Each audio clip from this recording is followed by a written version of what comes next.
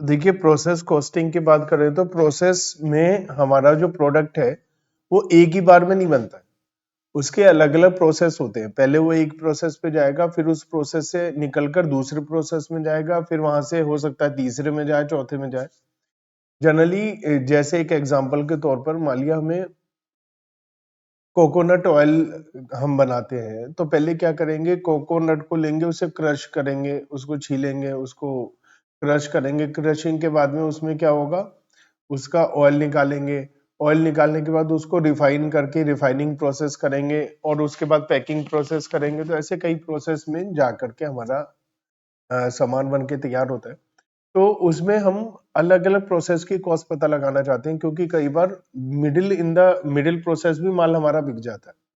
कोई आकर हमें कहता है हमें रिफाइन नहीं चाहिए, कोकोनट ऑयल ऐसे ही दे दो हमें, तो हमें पता होगा कॉस्ट क्या है, तभी तो हम उसे बेच पाएंगे प्रॉफिट को ऐड करके। तो हम अलग अलग प्रोसेस की कॉस्ट निकालना सीखेंगे। इसमें बहुत इजी है। इसके 3 पार्ट हैं चैप्टर के। एक हमारा ये प्रोसेस है कंप्लीटेड यूनिट्स, इसके बाद नेक्स्ट आएगा इनकम्प्लीटेड यूनिट्स जहां पर वर्क इन प्रोग्रेस होगा, और एक joint product and by product भी इसी से रिलेटेड ही है। तो हमारे पास यहाँ पर 3 चैप्टर एक तरीके से इसके है प्रोसेस के। तो हम क्या करेंगे, प्रोसेस कॉस्टिंग में हम अपने जो भी प्रोसेस है उसका कॉस्ट का पता लगाएंगे। बहुत छोटा सा सिंपल सा अकाउंट बनेगा और उस प्रोसेस की कॉस्ट निकालेंगे, कॉस्ट डिवाइड बाय आउटपुट करके। नॉर्मल कॉस्ट निकालेंगे, एबनॉर्मल कॉस्ट नहीं निकालेंगे।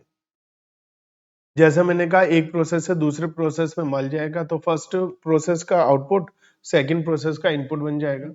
इस तरीके से हमारा काम होगा। यहाँ पर कुछ कैरेक्टरिस्टिक्स की बात करें तो प्रोडक्शन एक कंटिन्यूअस प्रोसेस चलता रहता है, एक के बाद दूसरा, दूसरे के बाद तीसरा, सीक्वेंस में चलता रहता है और साथ ही साथ चलते रहते हैं प्रोसेस हमारे। ठीक है, प्रोडक्ट एक जैसे रहते हैं, आइडेंटिकल होते हैं, स्टैंडर्ड साइज के होते हैं जनरली, तभी हमारा प्रोसेसिंग में काम चलता है।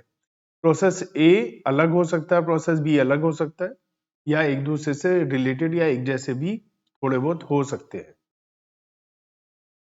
सीक्वेंस भी मैटर करता है इसमें। और जैसा मैंने कहा कि एक का रॉ मटेरियल दूसरे एक में रॉ मटेरियल आता है, फिर वो फिनिश्ड दूसरे का रॉ मटेरियल बन जाता है ना। पहले से पता होता है कि हमारा क्या सीक्वेंसिंग में काम होगा। लार्ज स्केल पर काम होता है जनरली। हम लोग एक एवरेज कॉस्ट निकालते हैं, जो भी कॉस्ट आई है डिवाइड बाय आउटपुट करके एक एवरेज कॉस्ट हर एक प्रोसेस की निकालते हैं। कुछ ना कुछ तो लॉस भी होता ही है हमारा, ऐसा तो हो नहीं सकता लार्ज स्केल पे माल बना रहे हो कुछ लॉस ना हो। तो जो लॉस पहले से ही हमें पता होता है उसे हम नॉर्मल लॉस बोलते हैं, क्योंकि हमें पहले से पता है, इट मीन्स वो नॉर्मल है। और जैसे लॉस इन वेट, वेपराइजेशन उड़ जाता है करते हुए गर्म धुआं बन के उड़ जाता है, केमिकल रिएक्शन होता है, इससे हम अपनी कॉस्ट को बढ़ा देते हैं। और कई बार क्या होता है, एक से ज्यादा प्रोडक्ट भी बन जाते हैं, जैसे joint product and by product. By product का मतलब जस्ट लाइक स्क्रैप माल होता है, स्क्रैप की तरह होता है, लेकिन स्क्रैप से थोड़ा अच्छा होता है। बाय प्रोडक्ट है, अलग से नाम है। जॉइंट प्रोडक्ट मतलब एक जैसे प्रोडक्ट है, जैसे हम डीजल पेट्रोल की बात करें या गोल्ड की सिल्वर की बात करें, तो ये जॉइंट प्रोडक्ट है। बाय प्रोडक्ट होता है जस्ट लाइक स्क्रैप, कबाड़ की तरह होता है। जैसे हम शुगर इंडस्ट्री में जब गन्ने से जूस निकाला जाता है, तो जो उसका पाउडर बच जाता है वो एक तरीके का स्क्रैप टाइप का बाय प्रोडक्ट होता है, उसकी बहुत ज्यादा वैल्यू होती नहीं है। एबनॉर्मल लॉस या एबनॉर्मल गेन भी हो सकता है, उसको अलग से हम डील करते हैं। और जो हम कई बार क्या होता है, एक प्रोसेस दूसरे प्रोसेस को कॉस्ट पे ट्रांसफर करता है हमारे। कई बार हम ये पता लगाना चाहते हैं हर एक प्रोसेस का क्या प्रॉफिट है, तो एक प्रोसेस दूसरे को प्रॉफिट लेकर भी ट्रांसफर करता है। तो हम कई बार ऐसा भी करते हैं। वो दोनों टाइप के हम क्वेश्चन इस चैप्टर में कर लेंगे, ठीक है ना। और अगर वर्क इन प्रोग्रेस होता है तो उसके लिए भी अलग तरीके से होता है, वो भी हम अलग से एक चैप्टर में पढ़ने वाले। जॉब कॉस्टिंग अलग होती है और प्रोसेस कॉस्टिंग अलग होती है। देखिए, जॉब कॉस्टिंग में क्या होता है, हमारे पास कोई स्पेसिफिक ऑर्डर आता है, ये काम करना है और हम वो काम कर लेते हैं। जॉब कॉस्टिंग के बहुत सारे क्वेश्चंस मैंने कॉस्ट शीट के चैप्टर में ही इंक्लूड कर दिए थे, वहीं पे कवर कर लिए थे कि हमारे पास ये काम आया, हमने इतना इतना खर्चा आएगा। ओवरहेड में भी कुछ क्वेश्चन मैंने जॉब कॉस्टिंग के डाल दिए थे। आपके स्टडी मटेरियल में जॉब कॉस्टिंग का एक अलग चैप्टर दिया हुआ है। मैंने जॉब कॉस्टिंग के रिलेटेड क्वेश्चंस जैसे एबीसी में जो रिलेटेड क्वेश्चन थे ओवरहेड के चैप्टर में और कॉस्ट शीट के चैप्टर में या उसके अलावा अलग अलग चैप्टर में साथ के साथ डाल दिए। जैसे ये हमें पता चला 2-3 ओवरहेड को एब्जॉर्ब करने का क्या रेट है। फिर आता ना एक जॉब ऑफर आया हमारे पास, उस जॉब में डायरेक्ट मटेरियल इतना लगेगा, डायरेक्ट लेबर इतनी लगेगी, डायरेक्ट एक्सपेंसेस इतना लगेगा और हमें प्रॉफिट लेना है 20% ऑन कॉस्ट, तो बताइए उसका क्या प्राइस होगा। तो हम जो एब्जॉर्ब करते हैं ओवरहेड वो हम निकाल कर फिर एब्जॉर्ब करते हैं। ऐसे ओवरहेड के चैप्टर में और कॉस्ट शीट में हमने पढ़े थे, तो वो वाले जॉब कॉस्टिंग होता है, वो स्पेसिफिक कोई काम ऑर्डर आ रहा है। ये तो एक जैसा चल रहा है प्रोसेस और उसे डिवाइड कर दिया अलग अलग पार्ट्स में, पहले ये काम होगा, फिर ये काम होगा, फिर ये काम होगा। एक जॉब दूसरी जॉब से रिलेटेड नहीं होती है, डिपेंडेंट भी नहीं होती है, जबकि यहाँ प्रोसेस एक दूसरे पे डिपेंडेंट होता है, रिलेटेड होता है। ठीक है। हम हर एक जॉब के लिए अलग नंबर बनाकर अलग से उसकी कॉस्ट निकालती है, इसकी ओवरऑल कॉस्ट एक साथ निकाली जाती है। ज्यादा बड़े लेवल पर प्रोडक्शन होता है, एक जैसा माल बना रहे होते हैं। कॉस्ट को हम जॉब कंप्लीट करने के बाद कॉस्ट ऑफ जॉब पता लगा सकते हैं, और प्रोसेस कॉस्टिंग हम हर एक कॉस्ट पीरियड के एंड में निकालते हैं, अलग अलग प्रोसेस की कॉस्ट को अलग अलग निकालते हैं। जॉब में एक जॉब की कॉस्ट को दूसरे में ट्रांसफर नहीं किया जाता है, जबकि प्रोसेस में ऐसा किया जाता है कि जो एक कॉस्ट होती है उसे दूसरे कॉस्ट में ट्रांसफर करते हैं। वर्क इन प्रोग्रेस हो भी सकता है, नहीं भी, है ना। और लेकिन क्योंकि हमारा लगातार माल बनता जा रहा है और एक के बाद दूसरे में जा रहा है, तो वर्क इन प्रोग्रेस जरूर जरूर जरूर ही होता है हमारा, कहाँ पर, प्रोसेस में। और कॉस्ट कंट्रोल करना थोड़ा डिफिकल्ट है, क्योंकि हर एक जॉब के लिए अलग से हम निकालते हैं, जबकि कॉस्ट कंट्रोल थोड़ा इजी है, क्योंकि हमारा एक जैसा माल बन रहा है, तो हम कॉस्ट को कंट्रोल में कर सकते हैं। तो प्रोसेस कॉस्टिंग के लिए हम लोग क्या करते हैं, नॉर्मल जैसे कॉस्ट पता लगाते हैं, आउटपुट वेस्ट कितना हुआ है, और टोटल कॉस्ट को मैन्युफैक्चर्ड यूनिट से डिवाइड करके हम कॉस्ट पर यूनिट निकालते हैं। डब्ल्यूआईपी का भी हिसाब अलग तरीके से करते हैं, इक्विवेलेंट यूनिट की तरह, वो एक अलग चैप्टर नेक्स्ट चैप्टर में हम सीखेंगे। तो ये फॉर्मेट मैं आपको समझा देता हूँ, इसे आप नोट कर लीजिएगा कि प्रोसेस अकाउंट में डेबिट में कॉन्ट्रैक्ट की तरह जैसे नॉर्मल खर्चा होता है, डेबिट में एक्सपेंस आते हैं। एक्सपेंसेस मटेरियल हमने जो इशू किया है, सीधा माल खरीदा है, दूसरे प्रोसेस से यहाँ पर आया है, एक्सपेंसेस जो भी है डायरेक्ट इनडायरेक्ट सब यहाँ आ जाते हैं। और क्रेडिट में क्या आएगा, रिटर्न हुआ है, लॉस हुआ है, तो लॉस इन वेट, वेस्टेज वगैरह, स्क्रैप को बेचने से जो आया है, बाय प्रोडक्ट को बेचने से जो आया है, नेक्स्ट प्रोसेस में जो ट्रांसफर कर रहे हैं, और जो माल बचा हुआ है, जो माल बचा हुआ है बाय बैलेंस सीडी, अगली बार टू बैलेंस बीडी हो जाएगा, ओपनिंग बैलेंस। तो इसमें दो कॉलम बनाते हैं हम यूनिट्स और रुपीस के। यूनिट्स और रुपीस के दो कॉलम होते हैं, यूनिट कितना है, रुपीस कितना, और हर प्रोसेस की कॉस्ट पर यूनिट हम निकाल। तो इसको नोट कर लीजिए फॉर्मेट को, ताकि आप जो है जब क्वेश्चन करेंगे तो थोड़ा सा आपके लिए इजी हो जाए। भाई बाय प्रोडक्ट भी हो सकता है या स्क्रैप भी हो सकती है जिसे हम बेचते हैं। तो ये हमारे पास प्रोसेस का फॉर्मेट है।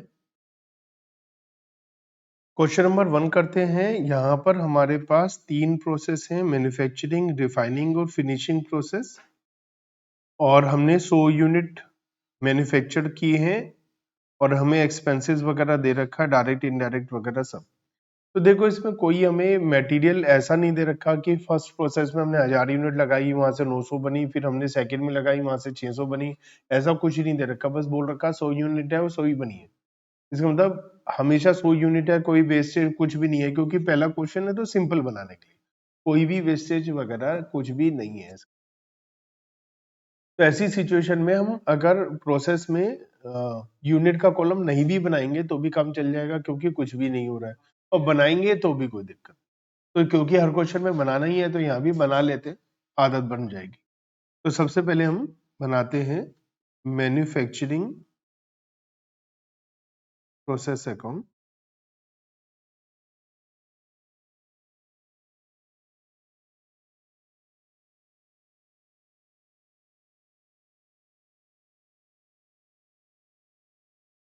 तो सबसे पहले मटेरियल का खर्चा है, तो टू मटेरियल, ये एक तरीके से डायरेक्ट मटेरियल है।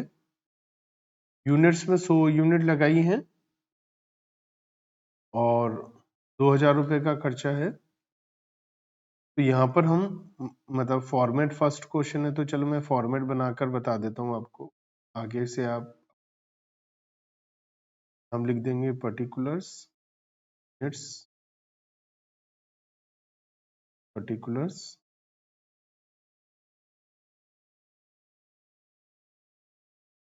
To material,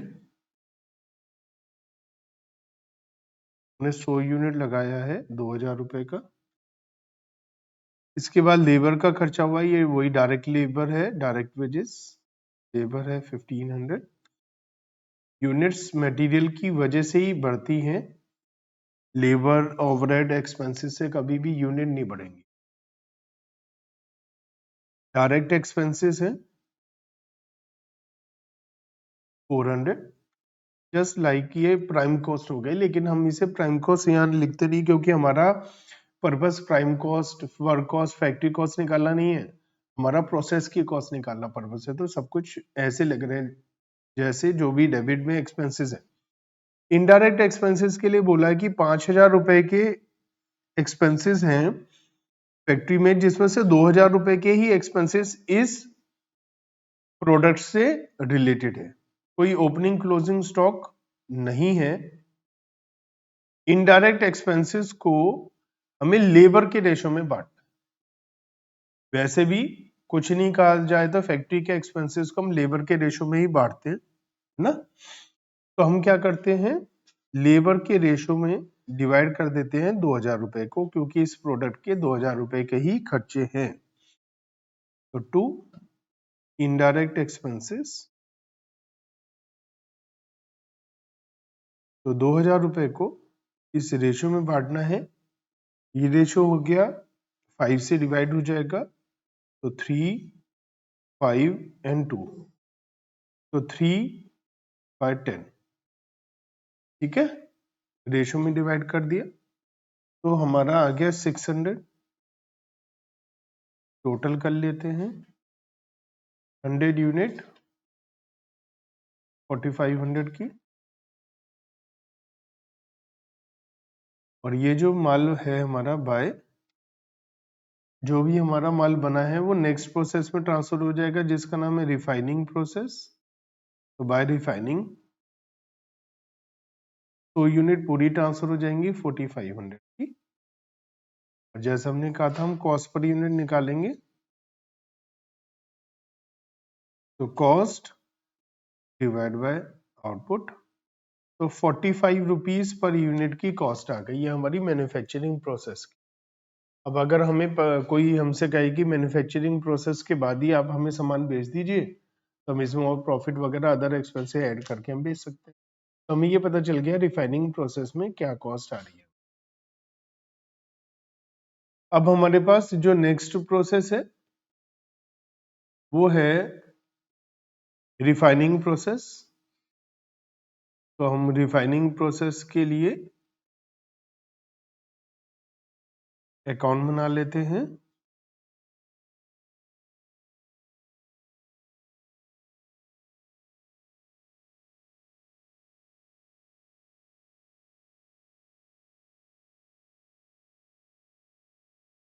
to manufacturing process, manufacturing process से 100 यूनिट ट्रांसफर होकर आ गई हैं 4500 की, ठीक है। इसमें फिर 1000 रुपए का खर्चा हुआ है मटेरियल का, इसमें लेबर का एक्सपेंस हुआ है 2500 का,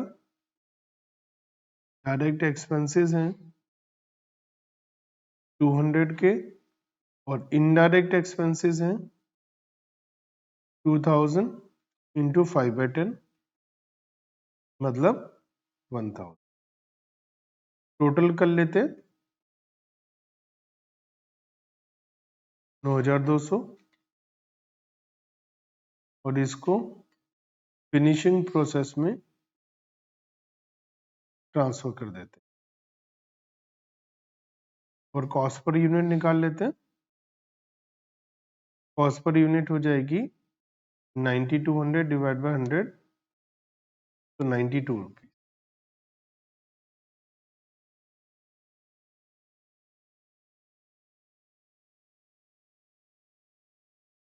इसके बाद हमारे पास थर्ड प्रोसेस आता है जिसका नाम है finishing process.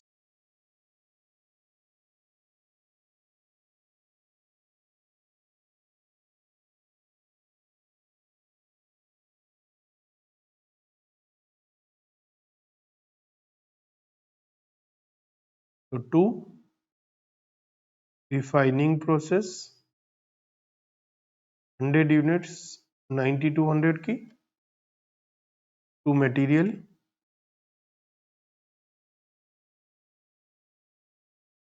750। 2 labour 1000। 2 direct expenses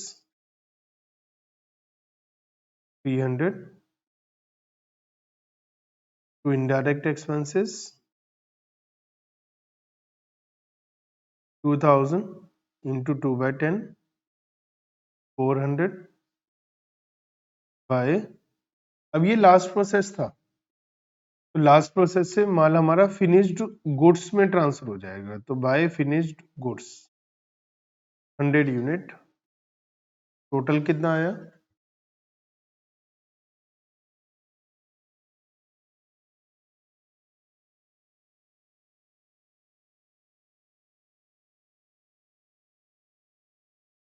cost per unit